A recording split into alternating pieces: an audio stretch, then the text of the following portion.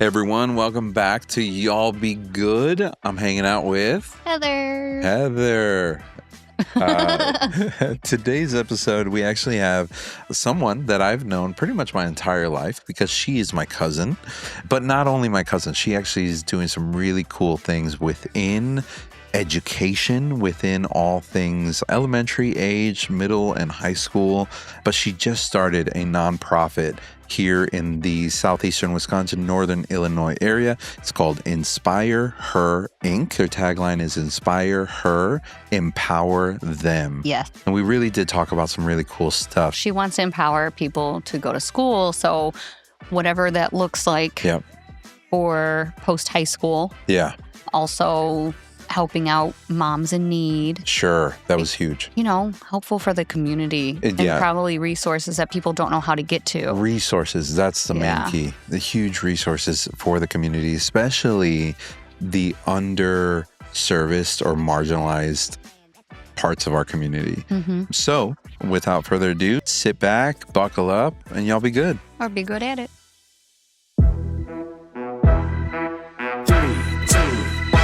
Let's go.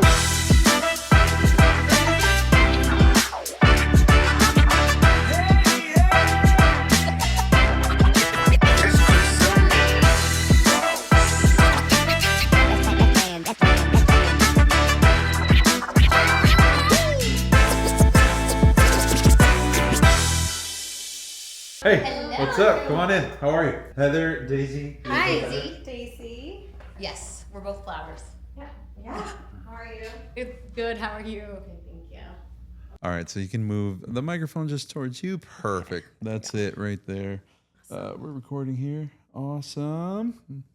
Daisy, how are you? I'm good. How are you guys? Great. Good, good. Should we tell people that the Escobedos do some really cool stuff and we're actually related? Yes, we are. We're cousins. You're my first cousin on my dad's side. Yep. Our dads are brothers. And super cool. And then I heard that you were doing some cool stuff and we wanted to have you on the podcast to tell us about it. But let's not start there. Let's start with you married. Yes. Kiddos. Yes. So I am married. We've been married for 14 years. I got married when I was 18. Oh, you did? Yeah, I forgot you got married so early. Yeah. Sure. I got married when I was 18, which I don't know what I was thinking. Like thinking about it now, I'm like, oh my God, I was super young. So young. Yeah. But I mean, we've been married for a long time and we're still going strong. So I love it. Yeah, no, he's such a good guy. Shout out Giovanni. Yes, he is so supportive and he really is. With all your crazy endeavors. Yes, he's like, go for it. Yeah. And he's just in the background, you know. I love it. Yeah, so, and that's who he is. He doesn't like to be out there. He just likes to be in the background supporting whoever it is, really. And we have 2 kids. We have a 9-year-old and we have a 3-year-old. So, but the 9-year-old is pretty independent. The little one, I'm like, oh my goodness, what? I don't know what goes in his head. He's just something else. But very cool. Yeah. And your background is you have a master's in education. Yes. So I graduated from Parkside in 2010. 2010? Yeah. I think it was 2010, 2015. 2015, yeah. 2010, I graduated from high school. 2015, I graduated with a marketing degree. Oh, cool. Yes. And then, I don't know, another one of our cousins, actually, she told me, hey, you should go into teaching. I'm like, okay. I mean, I have my marketing degree, but I'm not using it. Sure. So let me go ahead and try it out. And that was in 2016. And I've been teaching ever since. But because I didn't have my licenses, I had to go back to school. And I got my licenses for my certifications for teaching. And then in 2016. Oh my God, I feel like the years are so off. But just a couple years back, I got my master's in education. And right now I'm currently working on my dissertation for my doctorate. Seriously? Yeah. Very cool. Yeah. Yeah. Now I feel so lazy. No, she's one of the more better cousins, right? like we're over here like, yeah, a little bit. But then, yeah. And your sisters, right? They're doing some cool stuff. I just saw something on Facebook. Yeah. I don't know. No, well, my middle sister, she got her master's recently from That's what I saw. from Madison. I don't even know in business. I know it's Mm-hmm. in business. And then my younger sister, she's still working on her, I think it's her bachelor's. Yeah. She took a little break. She just got married. She just got married. That's I know. fun. Oh my God, that's so crazy because I told her, I'm like, she's always been my baby. And I've always told her, like, hey, you can't get married. Like, you're always my baby, my little girl. And Yeah. she just got married. But I tell her husband, I'm like, she is my baby. Like, I will always check in with Sure, her of and course. call her every single day whenever I want. Yeah. It's crazy. Life goes so fast and we're getting older. Well, even Carla, I mean, I've always known her as Carlita, right? Like little Carla. And she's now La Doña. She's married, Mrs. In your time in education, what drew you to the classroom? Just it was something to do. Like, was it Myra who talked you into education? It was my dad. Like, I had no idea. I got my marketing degree, and I was like, I don't know what I want to do with it. And Yeah. at that time, I had just gotten, I had just given birth to my son. Like, so it was just all too much for me to handle, and I didn't know what I wanted to do. So, my dad was like, hey, apply. They're going to hire you. And they did actually within like the same week they hired me. And this was back in 2016. Yeah. So I was like, well, I guess I'll do this in the meantime till I figure out what I want to do. But then it was like a year, 2 years, 3 years later. And they were like, well, you have to you have to go to school and get your certification if you want to continue doing this. I'm like, well, I guess. So I started school just to, and this was like almost right before COVID hit. Mm-hmm. So I started working on my certification. Then COVID hit in 2020, and it was just a hot mess everywhere. So I kind of like stopped school for a little bit, but I was still working as a teacher.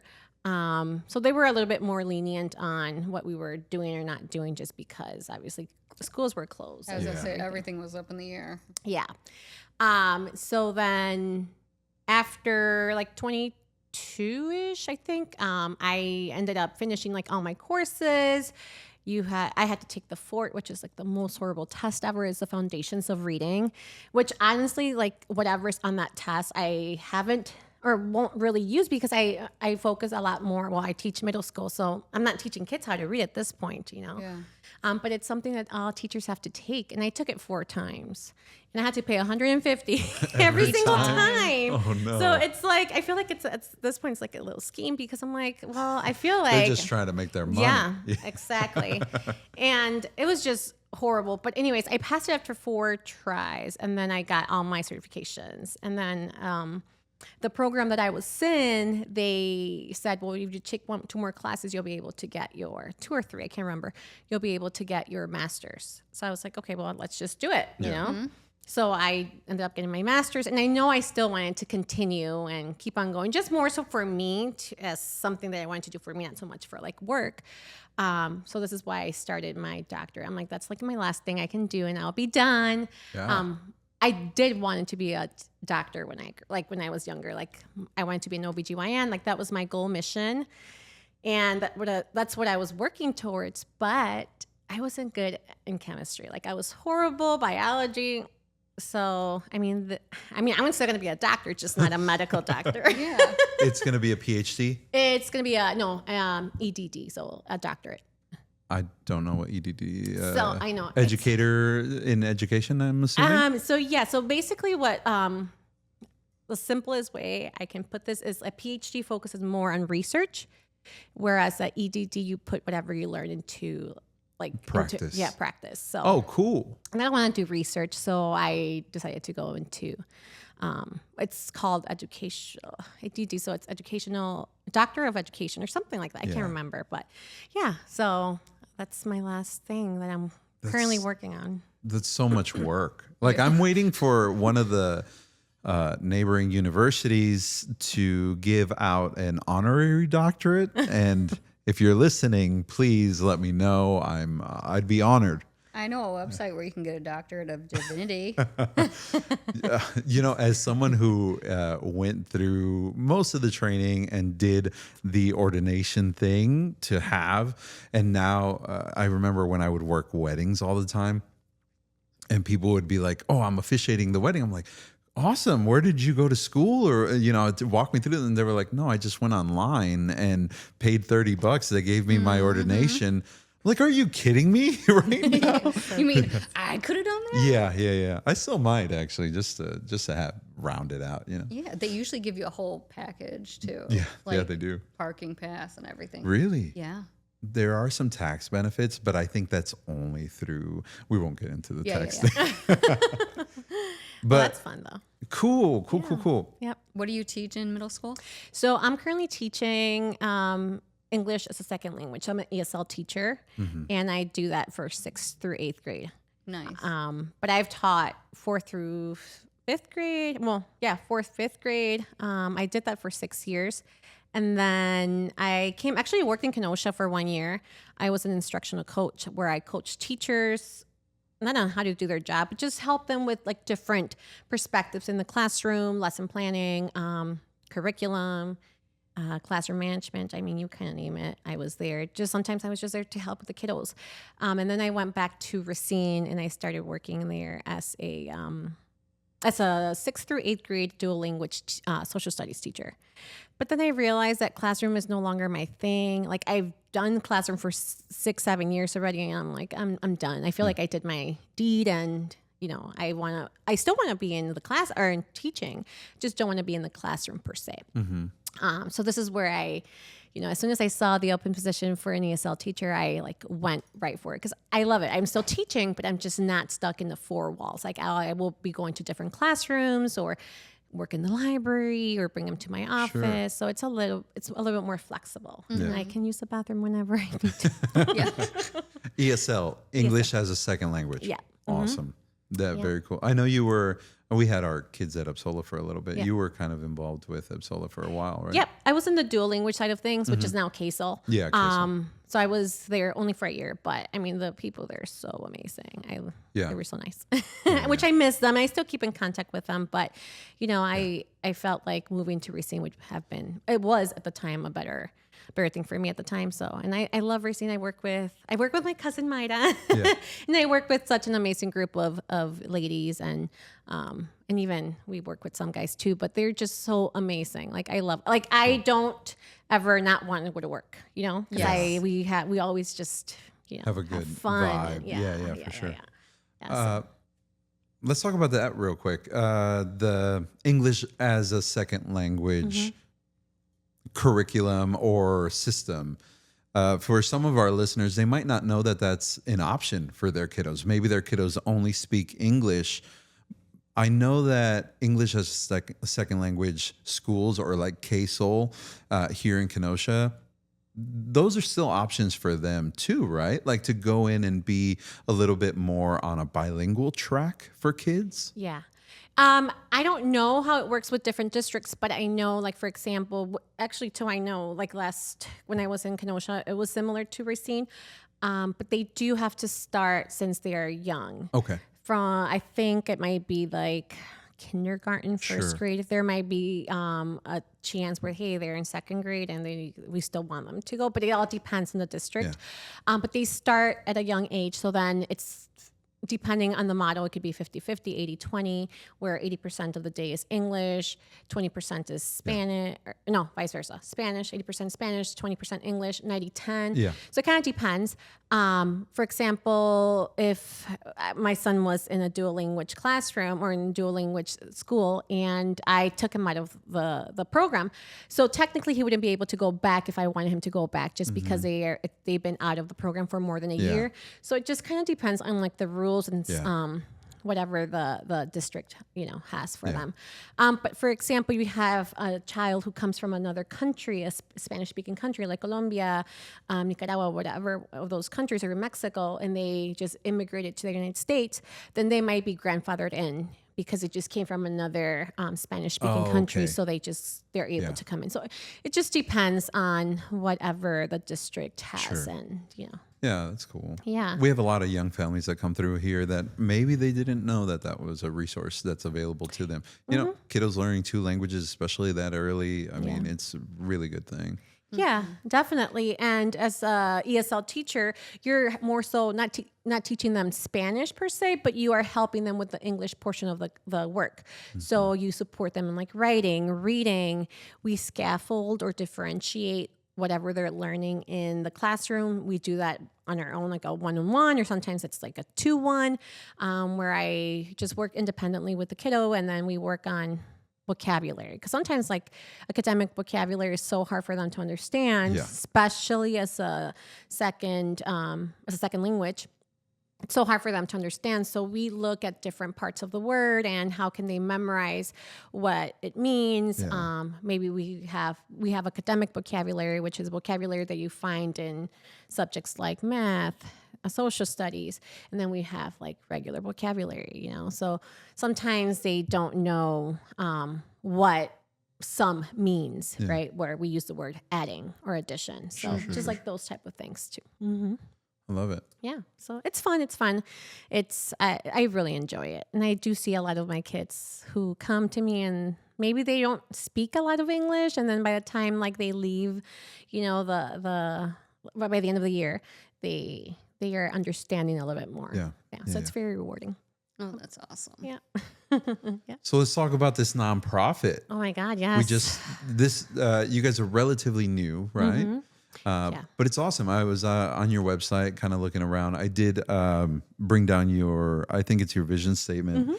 Our vision is a world where every woman and child can access the resources, support, and opportunities they need to build a better life. We envision communities where women are leaders in their own lives and children grow up in environments filled with hope, safety, and endless possibilities. Yeah. And it's called Inspire Her, Empower Them. Inspire Her, Empower Them. Yeah. I love it. So why did you start, or what sparked the need for it? I feel like my vision, or why I even want to start this nonprofit, stems from like a lot of life experiences that I personally had, and I would see a lot of other people that I knew or that I worked with in school have. If we want to get very intricate, it all starts back when I was young. I would always spend a lot of my time, my summers. I mean, it was every year that I spent a lot of my summers with my grandmother, who now passed away 10 years ago. But I would spend my whole summers with her. I would go to work with her, and I would see what she would do for others in our community, in our town.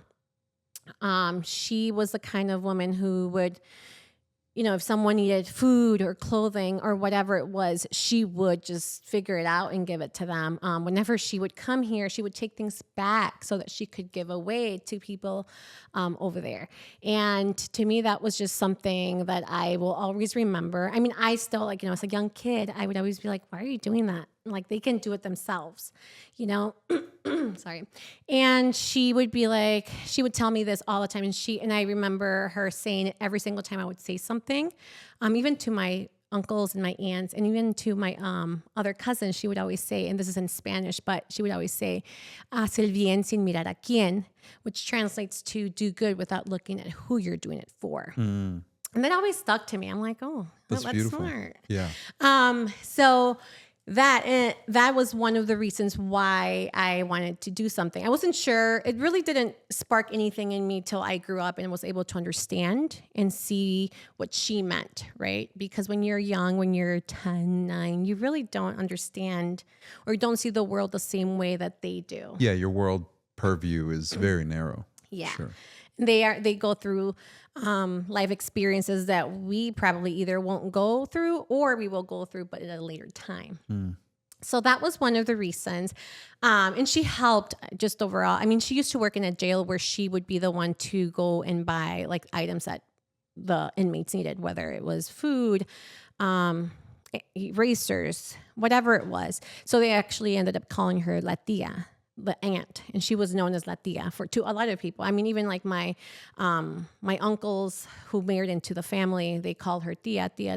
My Giovanni would call her Tia too, because it was just, that was her nickname. So that was, that was whatever she did was very impactful to me anyways. And I know to a lot of people, but because she was doing that in Mexico, even like when the inmates would be released, they would come and visit her, and they would just, just come and visit her. Like, she was their aunt. I specifically know of this individual who was released from jail, and he would come all the time and to my grandma's house just asking for food because he was homeless. He still is homeless. I don't know if he's passed away yet, but so my grandma would just like coming in, and I was like, oh my God, he's gonna probably steal something, or because you never know. Again, this goes back to me being not understanding, right? My grandma was like, no, you come in, sit down, eat with us, whatever. A few years back when I went to Mexico, at the time, my grandma was already, she had already passed away, but he would still come because he would see that we would, be there with my aunts and my uncles. He would come and he knew everyone's names. And we would give him food because that's what he wanted. And we would eat dinner with him. And the last time I went to Mexico was 2 years ago, maybe. I can't remember, but I haven't seen him since the second to last time I went to Mexico. But I feel like a lot of that, stems from her, what she was doing, the work that she was doing. Yeah. That's awesome. Yeah. Like I said, it stems from a lot of different experiences. I am a foster parent as well. And, we foster a lot of kiddos through Racine and Kenosha County, because I used to also foster in Racine, but then I moved to Kenosha, and now I foster for Kenosha, which is actually my youngest son was adopted through foster care. So I do hold such a special place for that community for foster kiddos and foster families and bio families, because it's just a whole world and a whole topic in itself. But we would foster kiddos, and you obviously have the bio family, whether it's the mom or the dad or both of them who got their kiddos taken away, and they would. For them to get them back, depending on the situation, they have to go through, this process. They have to make sure they have what they need, whether it's a job, it's a home, it's, anything. So I would always see kind of like the perspective, like the back perspective of it, where moms, for example, they would lose their kiddos for whatever reason, and they had to meet all these goals for them to get them back. And I would always ask myself, well, who is helping the moms, right? Who's helping the dads reach that goal? Because oftentimes, you might have people here that are like, okay, I'm going to go ahead and help this person, but who is really staying with them and guiding them, walking with them so that they can get their kids back? Unfortunately, just how the system works, it's very intricate, and sometimes it's not equitable for our families. So a lot of, families, moms fall through the cracks, especially moms, because a lot of them are single moms who are just, in a time where they probably can't take care of their babies and then do everything that they need to do. So, then here comes CPS and they take them away for whatever reason. So I always ask myself, like, who is helping them, help them get a job, help them get a stable apartment so they can get their kiddos back, because it's hard. It's hard. It's hard as someone who has a husband and who has a stable home. Can you imagine for them who don't have that? Yeah. So, especially with like how everything like CPS is overrun. Yeah. And I used to have a client that worked for CPS out in, I don't know if it was Lake County or Cook County, but she was always busy. Yeah. And it's hard. You've got such a huge workload. You can't hold everyone's hand. So it's nice that you are there to hold. Yeah. It's a lot. It's a lot. And I know, like you said, a lot of social workers, the case managers, they have a lot on their hands, a lot of families that they need to work with. It's just hard. So we can be that organization that does work with them, where, help them hold their hands so they can reach their goal. I feel like that would make a difference. Yeah. And then lastly, being a teacher, you work with a lot of families. You see their struggles. You see what they're going through, their challenges. And that, to me, you do have schools that do offer that help, right? But that only goes till Friday at 4:00 in the afternoon. And you have to wait till Monday, right? So let's say a family is in need of whatever it is. They have to wait. So why can't we be that organization that's there? Like, well, you know what? We can continue helping you during this time. And even through, you're getting help from them, you're getting help from us. So, I mean, something as simple, and I just had someone recently reach out about a first generation student who she's going to be the first one to graduate high school. And she was looking to go into college, but she doesn't know where to start because her parents don't know. So then she reached over to us, and she wants to just basically see, okay, I have a vision. I want to do this, and I want to go to this school. How do I make that happen? Yeah. So this is where we come in, and we're like, okay, let's sit down. Let's see what you have, what you want to do, and how can we help you, support you, guide you, hold your hand. Let's make a plan so that you can go ahead and graduate next year. And then we can go ahead and also fill out the application, FAFSA, look for scholarships, because I know financials were something that she was very worried about too. And I'm like, there are options. There are many options that sometimes a lot of families are not aware of. Of course, you have to sit down and look through them, but sometimes families don't know that. And, this is where we want to step in and be like, okay, we're here to help you. Let's figure it out together. Yeah, we literally just had a conversation with someone who works at the collegiate level in a registrar's office and talking about what all that looks like. We actually didn't even get into the financial side of things. We talked a lot about like the academic and kind of preparation of things. But one of the things that I love about what you guys are doing and starting to really impact people with is there is a bit of an ethnic barrier, like kiddos who maybe come from a stable home. They know the language, they know what to expect. College is kind of that next rite of passage for them. That's awesome. But there are families, there are others that do not know this world. They don't know, and they need that liaison between that and what is to come. And that's beautiful that you guys are really jumping in to fill that void. Yeah, no. And another thing too, I know that for a lot of kiddos, a lot of young adults, school is not their thing, which is great. There are trades that they can go into. Yeah.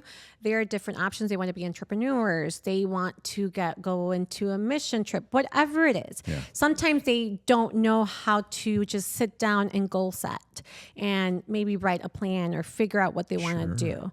Because you can make so much money in, being your own, being an entrepreneur or working in trades, and you can going to college for 4 years and, getting your degree, but then also not working in whatever you graduated in, similar to me, So I know there are lots of different paths, but it's just all goes to the individual and what they want for their future, for their families. And sometimes they don't know. So we can, step in and let's figure it out. Let's pair you up with a mentor, whoever that may be, to have you figure it out. And maybe, you can get to be whatever you want to be when you grow up. That's awesome. Yeah.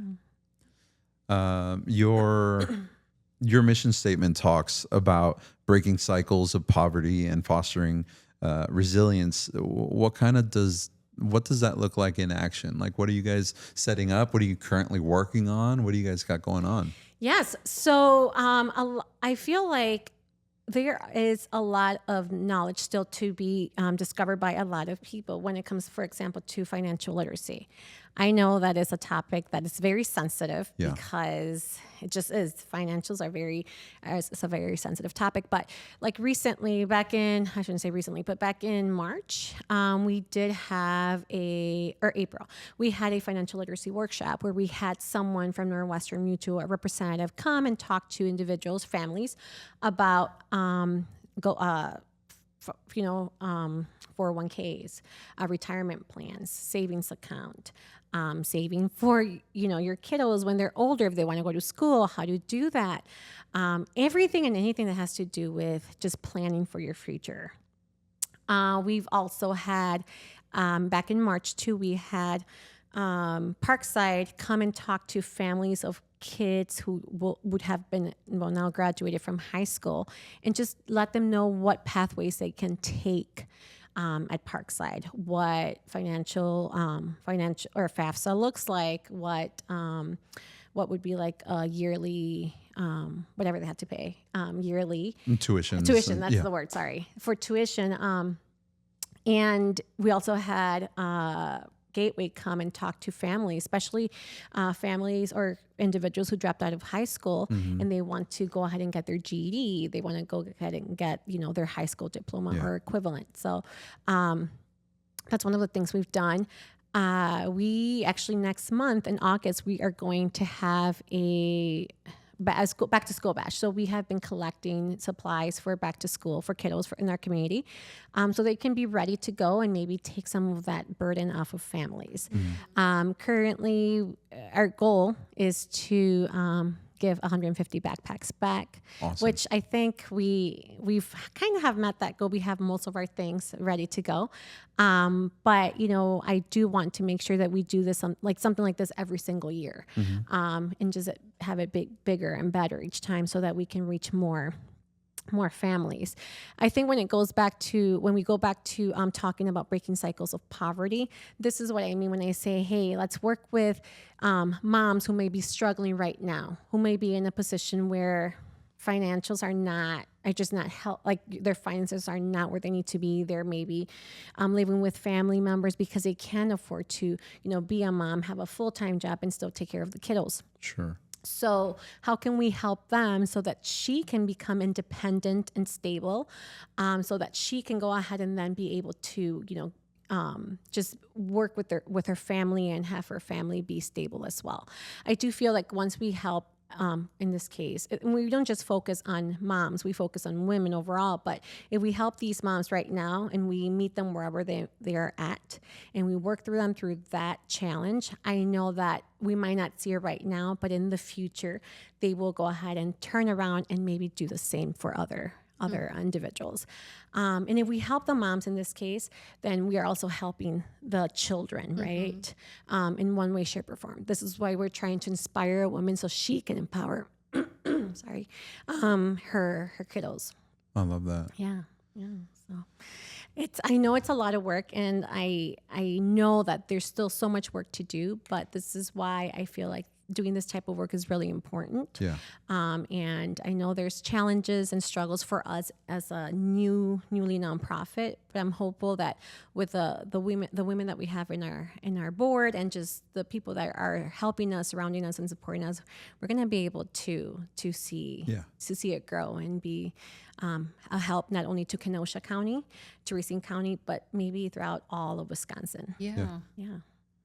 You guys are not just, and I'm sure you made it clear, but I'm just reiterating, it's not just for people who don't speak English or the language. It is for any woman who's looking to really come in and better themselves in some way, shape. Or not even just better themselves. Sure. It's a way to ask for help. Yeah. Without,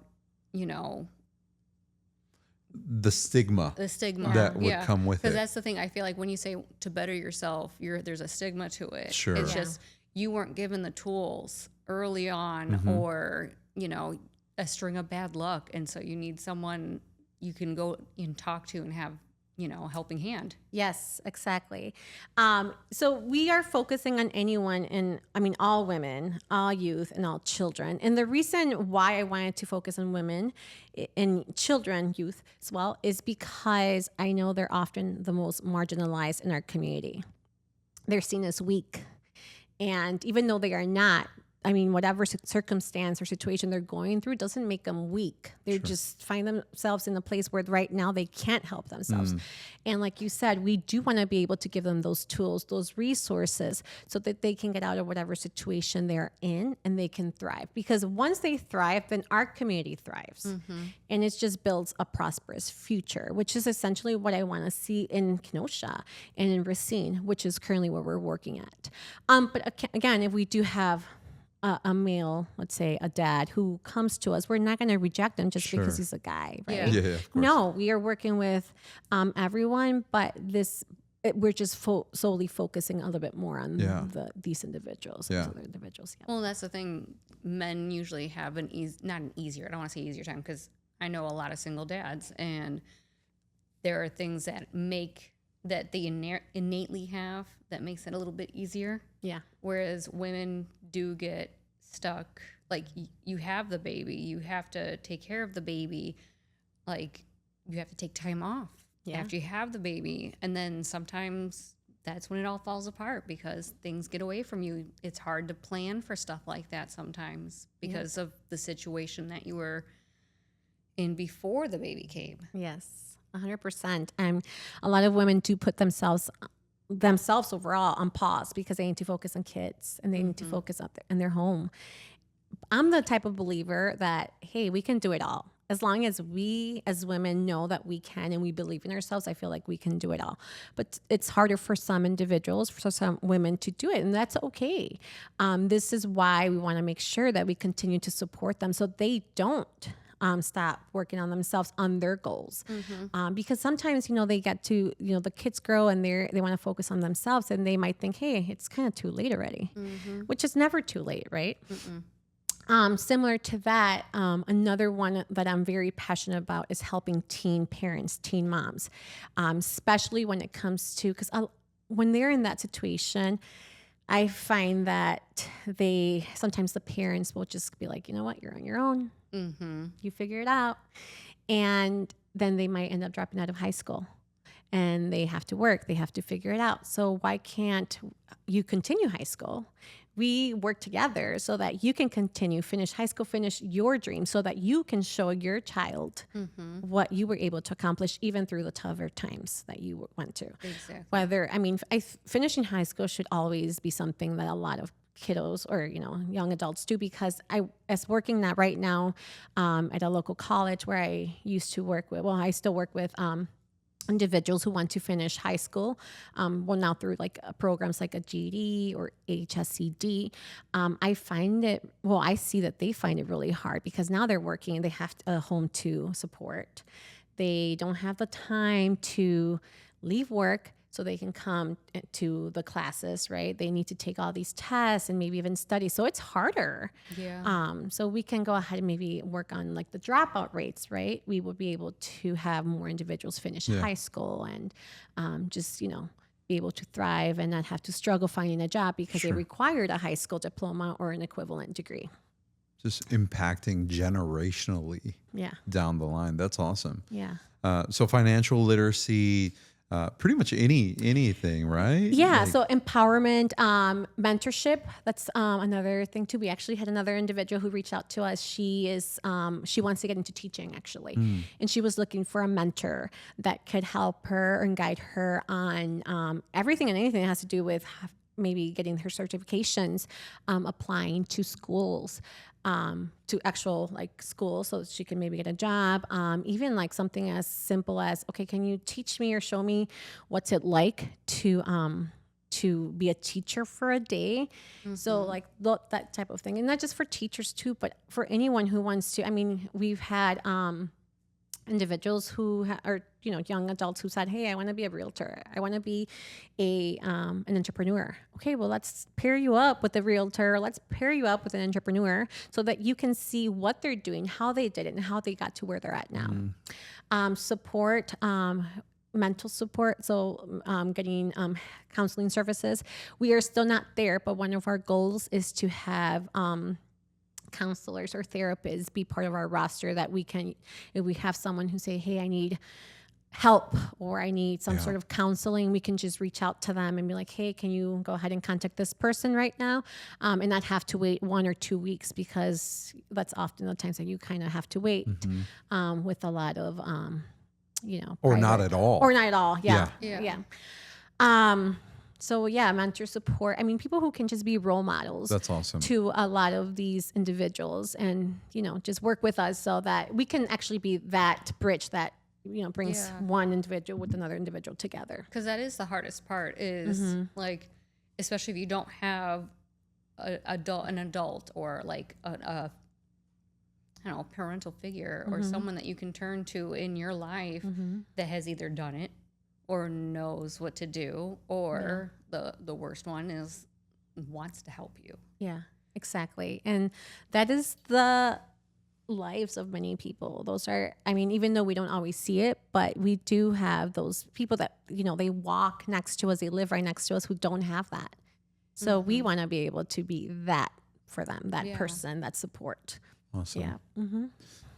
Starting a nonprofit, is it a 50? 501c3. Yep. It's a 501c3. That's not an easy goal. Like how, when did you kind of kick things off, start getting things together? Well, this was actually something that I started back in February, and I've been actually talking to my husband about it. I'm like, can you be part of it? Like, help me. Cause I'm like, he's like to me, he's my rock. Like, I have to get everything through him. Not that he has to approve it, but just I want to hear what he has to say. You respect his opinion. Yes, a lot. And he would always be like, JC, okay, give me a plan. He's the type of person that needs to see it written down. Out. Yeah. Yes, with plan A, plan B, plan C. And I'm just like, I'm not that type of person. Sorry. So I never got it to him. And he's like, well, then until you have it, then you come to me. I was like, whatever. I'm just going to go ahead and do it. I don't need no man. I don't need no man. So then come January, I was like, you know what? I'm just going to do it. It's a new year. I'm just going to go for it. Because if I wait for him to tell me, let's do it together, I'm just going to wait for the rest of my life. And I'm not willing to do that. So in February, I started gathering everything that I needed, especially like the board. I do have 4 different individuals, women, on our board. And I asked them if they wanted to be a part of it. And they were like, sure, let's do it. I was like, okay, fine. Let me go ahead and start filing what I need to file. And I did. And then that was in February. So by March, we had almost everything that we needed. And we started putting it out there. Yeah. Yeah. Yeah, that's awesome. Yeah. So I feel like, February was just yesterday, but it went by really quick. And now we're in July and we're playing a back to school bash. I'm the type of person that walks by faith, not by sight, because planning this back to school bash has been a good headache, but I'm just doing it, without, we didn't have any plan. I'm like, let's just figure out as we go. You figure it out as you go. And hopefully we get, the sponsors, the donors, and we did. And it hasn't been easy, but I know it will be definitely worth it once we get through it, because there's still so much to do. Yeah. When it comes to organization and making sure that everything, that it doesn't rain. So so I'm really excited. Well, and everyone knows the right time to be there. Yes. Because now you have I'm assuming different vendors and different people that are supplying things. Mm-hmm. Yeah. We're trying to keep it as small as possible this year because we were not lucky enough to get a bigger area. We're doing it at Petrifying Springs, and we were only able to find one area. And I was like, okay, I think this is meant to be, because everything else was taken. Yeah. So we're having 2 vendors, and we're having a bouncy house, a face painting, but we're keeping it small. But our goal, of course, is to next year have it even be bigger. And maybe, even though we have been inviting families from Kenosha and Racine, maybe we can have 2, one in Kenosha and one in Racine. I don't know. Yeah. I feel like, we have a year now to plan, but I'm just dreaming very. Yeah, and having the small one first means you can take inventory of what was good and what was bad, and what was a good idea and a bad idea. Yeah. So. Oh, that's so cool. Yeah. No, I'm really excited. I know, we just started, but I feel like there's good things to come. They're coming. And this is to, just make our community stronger, and we want it to thrive and to be successful, and to see little kids grow up and maybe even doing something similar, giving back to their community in some way, shape, or form. Yep. You never know the impact that you're going to have, even, just planting that seed early on. That's cool though, because you're basically modeling what you guys do, just as a person. You're like, okay, there's a dream, there's a thought process, let's run after it. Yeah. As someone who, like you, as soon as you said it, I was like, maybe that's an Escobedo thing. We don't plan, we just kind of jump in. But you also have the people around you, and we've talked about this before, where if anything, we need to be really good at seeing or finding people who fill our blind spots. So the parts that we're not great in, and that's where your board comes in. And that's been really cool, even in the life of the shop, right? I didn't have a a plan. Like I don't write things out. Heather can attest to this. She's the one who's always trying to clean up my mess. But there's no plan. It's just more of, okay, there's the dream, there's the thought, let's make it happen. And you're modeling that resilience to the people that come in and see you. And I think it's going to be awesome. I think it's going to be really, really awesome to see this grow, see it function in a way and evolve. Yeah. Right? Like, sure, right now it's starting as something, but the beauty of any business, any dream, any idea is that it does evolve over time and kind of grows into something beautiful. Yeah. And it's all starting with a bit of a dream. Yes, no, I definitely 100% believe that, and I'm a firm believer that, you don't always have to have a plan. It's because you don't. Some people are so successful with just doing it as they go, but it's very important to have the right support, like you said. When I was looking for the board members, I wanted women of all like walks of life. So we do have myself, who I'm a teacher, I'm a foster parent, I'm a parent, and then I have another teacher actually on our board. She is also a teacher. She's been working with the community for over 15 years, so she knows a lot of the families, and she has a lot of resources and just overall knowledge that she's been able to give me in the little time that I know her.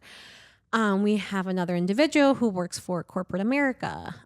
So she works for, a big pharmaceutical company, and she is able to, give us maybe those ideas or that knowledge that we might not be able to see, because she does also maybe like interact with other individuals who are able to, pour into her so that she maybe can bring some of that knowledge our way. Yeah.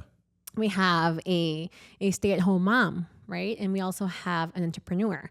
So I wanted someone or individuals, women who from all different types of walks and experiences, so that we can all come together and bring our experiences and our knowledge to the table and be able to build from there, which I think it's really important. They have been very patient with me, especially our secretary. I call her all the time at all times, and I'm like, tell me I'm doing this right, or should I do this?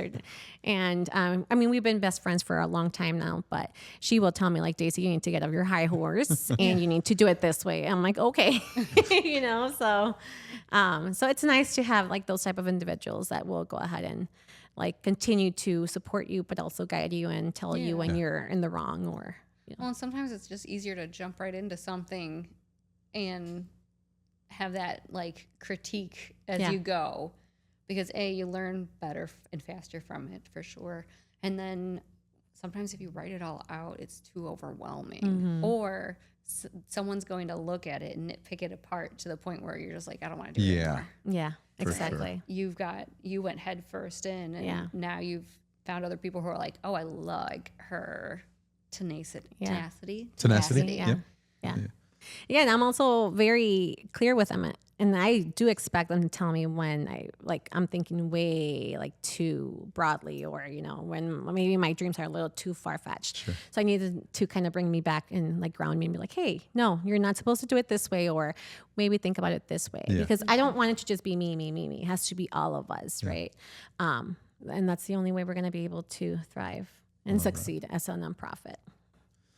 What would you say to maybe someone listening right now, a woman feeling kind of stuck in her place right now in life? Any advice that you would give? Yeah, I think it's important to realize when we need help, and it's okay to ask for help. There should be no shame on that. Asking for help, to maybe whether it's a family member or someone you trust, or even reaching out to an organization that might help you in many different ways, whether it's for your mental health. Maybe you are in a domestic relationship, domestic abuse relationship, and you want to get out of it. There are many different organizations out there that are willing to help women in these type of situations. And I know it's hard to be able to just say, hey, you know what, I need help. But I think it's important for them to realize that there is help out there and that we can work together, that there should never, ever be any shame in that. When they come to us, we don't want to be like, oh, we have someone here who came to us and they got the help and then we send them their way. No, we want to be able to walk with them through every single step so that they can feel supported. And overall, I think something that's really important for a lot of individuals or just everyone and everyone to know, especially young adults, and is that they always have a seat at the table. I'm a firm believer that everyone has a seat at the table, but sometimes you do have to bring your own chair because no one's going to have a seat there for you. You have to bring it, drag it with you. It's going to be heavy and you might find it hard and even hard to believe in yourself, but do it. You have to do it, because if you don't, then you're always going to be stuck or be thinking of what if I would have done it. So I think that's something that, I would like to put out there. And we're here to help you. We're here to support you. We might not have all the resources right now, as we are still growing, still looking, but we will try to find some, together. So, yeah. How can people reach you guys? How can people find you? Yeah, so they can find us on social media. We are on Facebook and on Instagram. We also do have a phone number that they can reach out, and it's all on our social media website and websites. Right now, for example, we are looking for volunteers, and not only volunteers, but individuals who can come to us and be like, hey, I want to be a role model for someone that might ever come to you. We want to be a mentor. And again, kind of going back to a comment I made earlier, we're looking for mentors on in every single career path or in every single path, whether it's entrepreneur, realtor, lawyer, medicine, whatever it is. We want to have them on our roster because that way it'll be easier for us to just reach out to them and pair them. Yeah. So that's where they can find us on both. And also we're looking for individuals who can help us coordinate events, volunteers, and also fundraising. So we're still looking for individuals to join our team as well. As I said, we're small, but we are mighty. Or I like to think that we are mighty. I love it. Yeah. Yeah. Nice. Wrapping up, we had a couple rapid fire questions, kind of like a quick wrap up here. Sure. Was there a book or a quote that kind of changed your perspective on life as you see it? A book. I am an avid reader, maybe not so much self-help books, but one book that I did read a long time ago, and I do remember bits and pieces of it, is Girl Wash Your Face.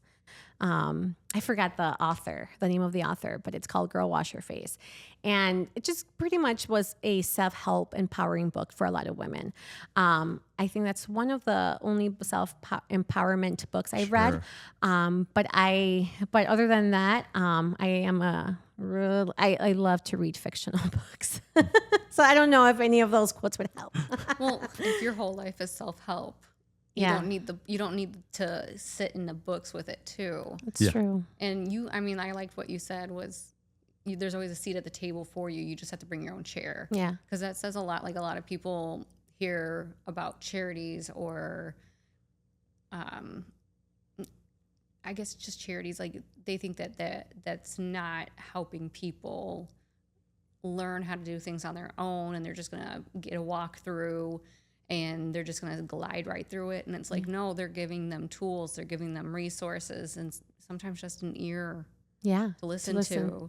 Because there's so many people out there that just need that. Yeah. And then that empowerment feeling that you get from, here's all the things you can do. Tell me what you think and, tell me how you feel. Yeah. And that can make a difference in someone's life so much. 100%. And they're there's a lot of organizations that are they help individuals in many different aspects in their life. I also think it's very important that, as a nonprofit, as charity, that we all work together and come together to be able to help a broader or broader population in the community. You know, working together is very powerful. I think when you have those individuals that, you know, they're willing to work with you, not see you as a competition, like, oh my gosh, she's going to take the person that I'm helping. I don't think we should ever be seen like that. More so it's like, oh, she can help in this way, I can help in this way, and this other nonprofit can help in this way. And working as a community can have such a big and positive impact. 100%. For sure.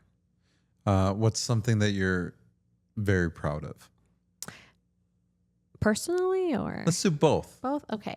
Personally and professionally. I think personally is still that I'm still trying to achieve my own dreams, especially, you know, with having a full-time job and, you know, having this and having all these things going on, that I'm still in a way focusing on something that I really, really want, and to be able to get, in this case would be like, you know, finishing up my doctorate, which I'm already deep in my dissertation. And, you know, I was telling my husband, after that, I have to go finish my chapter 2, because I've been working on that thing for like the past month and a half, and I'm still not finished. And then professionally, or, you know, it's also being able to start this from nothing. And even though we're not where I want to be yet, but I know we're working towards that, and we're going to reach that, working together with the board, with individuals who end up coming and working together with us, and, you know, with the support that I've been getting, not only from the community, but also from my family as well. Awesome. Yeah. Last question. What's something you would say to your younger self? Daisy, who got married at 18. Oh my God. Well, I would definitely let her know that she's going to go through things that maybe she wouldn't want to go through.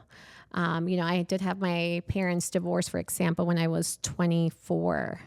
And that hit me really, really hard. I think it hit me harder than it did my sisters. Yeah. Well, you're the oldest. I was the oldest, yeah. And now I feel like I've gotten over it. I've seen their relationship together, you know, when they come together, it's so much healthier than it was when they were married.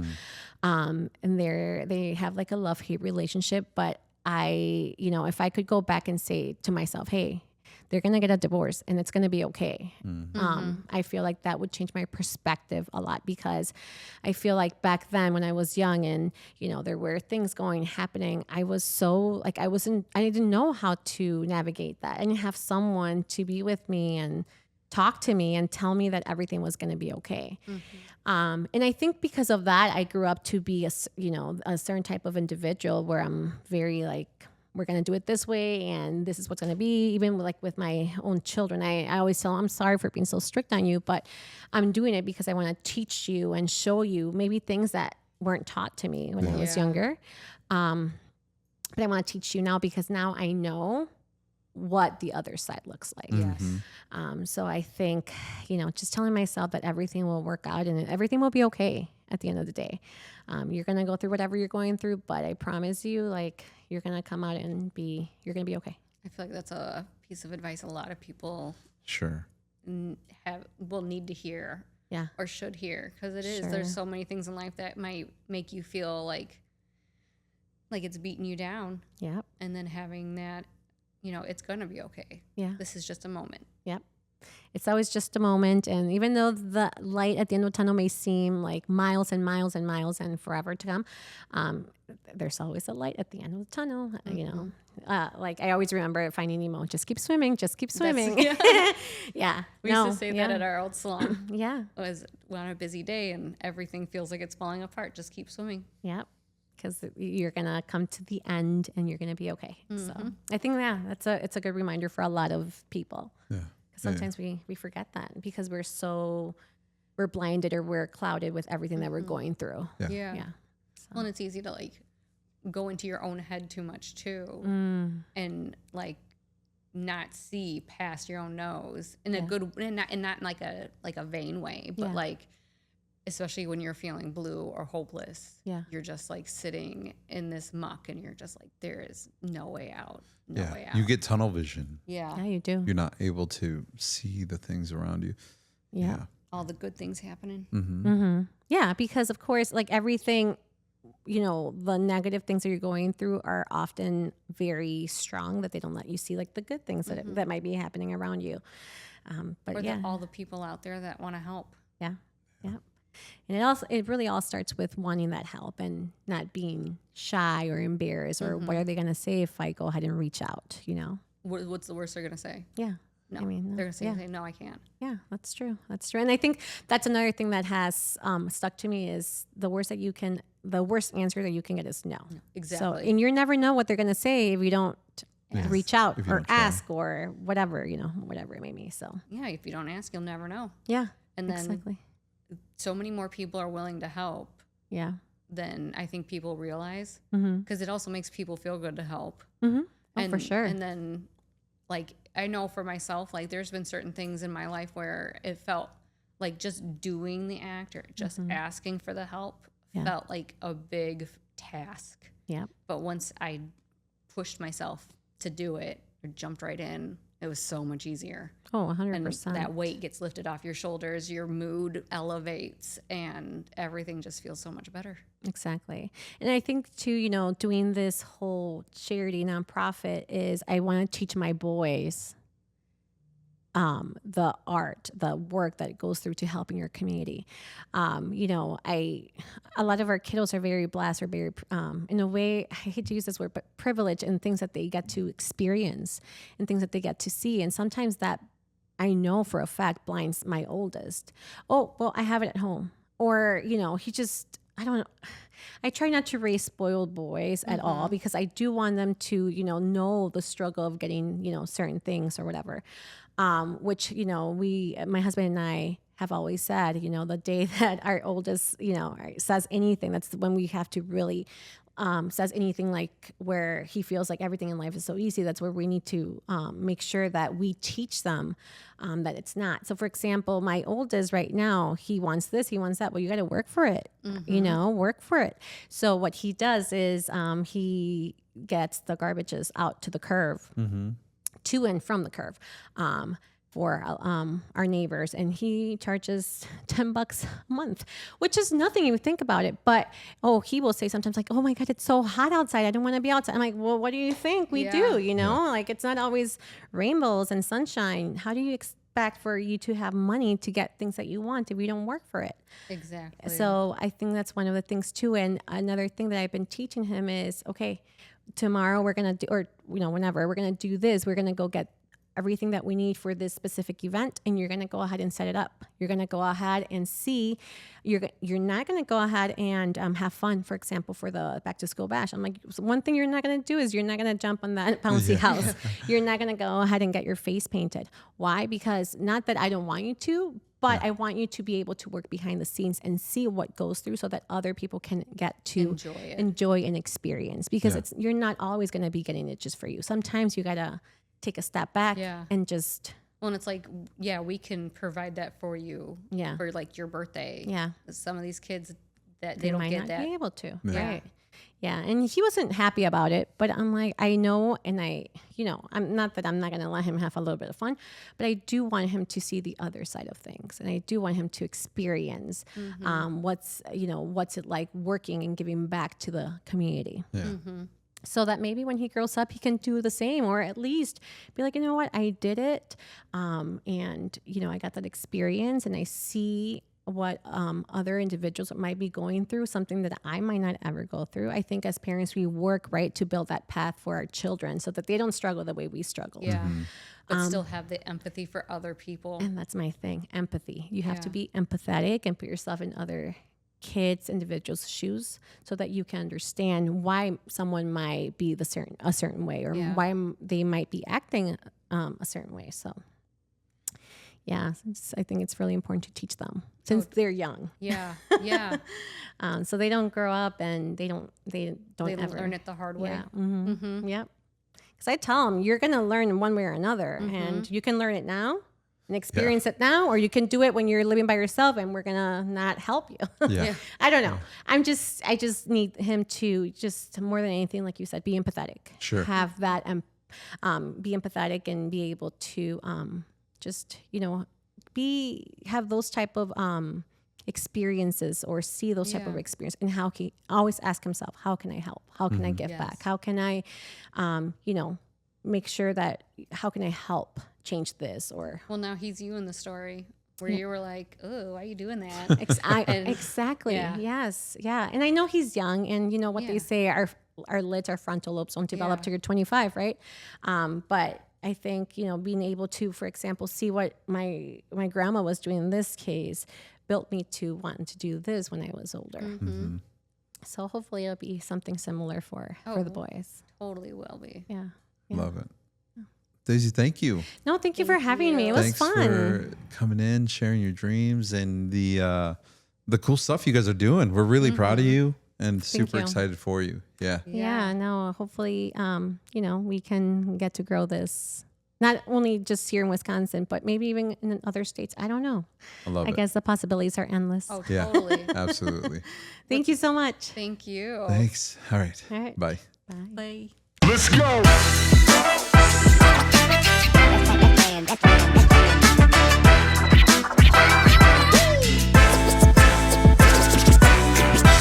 Well, that's a wrap for today's episode of Y'all Be Good. And as always, a reminder that we are a project of Little Lion Cuts. We hope you've enjoyed these stories just as much as we have enjoyed sharing them. Every family has a story, and we're just grateful that we get to hear yours too. If you've enjoyed today's episode and you think someone else might need to hear it, don't forget to share this podcast with them. And hey, while you're at it, be sure to subscribe and leave us a review. That really does go a long way. You definitely don't want to miss out on any of the real, raw, and inspiring conversations we've got lined up. And we'd love to hear your stories too. So go ahead and find us on Instagram at y'allbegoodpod or drop us a message with your thoughts. And until next time, y'all be good.